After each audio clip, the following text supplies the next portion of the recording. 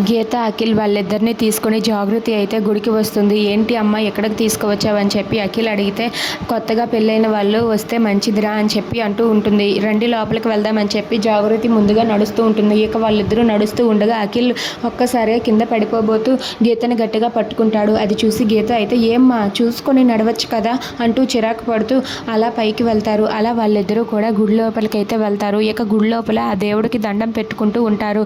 ఇక జాగృతి అయితే తన మనసులో ఇలా అనుకుంటూ ఉంటుంది, భగవంతుడా ఎలాగైనా సరే నా కొడుకు కోడలు వాళ్ళిద్దరినీ కూడా మీరే కలిపి వాళ్ళిద్దరూ సంతోషంగా సరదాగా ఎప్పుడు అలా సరదాగా ఉండేటట్టు చూసి మీరే దీవించి ఆశీర్వదించండి అని చెప్పి ఆ దేవుణ్ణి కోరుకుంటూ ఉంటుంది. ఇక గీత, అఖిల్ వాళ్ళిద్దరూ కూడా దేవుడికి దండం పెట్టుకుంటూ ఉంటారు. ఇంతలో అక్కడ ఉన్న జాగృతి అయితే, అమ్మ గీత మీరిద్దరూ అర్చన చేయించండి, ఈలోపు నేను ప్రదక్షిణాలు చేసి వస్తాను అని చెప్పి జాగృతి అంటుంది. దాంతో అక్కడ ఉన్న అఖిల్, గీత వాళ్ళిద్దరూ కూడా సరే అని చెప్పి అంటారు. ఇక అక్కడ ఉన్న ఆ జాగృతి అయితే చుట్టూ తిరిగి ప్రదక్షిణాలు చేస్తూ ఉంటుంది. ఇక పంతులు గారు బయటకు వచ్చి గీతతో ఇలా అంటూ ఉంటారు, అమ్మ అర్చన చేస్తాను, చెప్పండి అమ్మ మీ భర్త పేరు ఏంటి అని చెప్పి పంతులు గారు గీతని అడుగుతాడు. అది వినగానే అక్కడ ఉన్న గీత ఒక్కసారిగా అలా మౌనంగా ఉండిపోతుంది.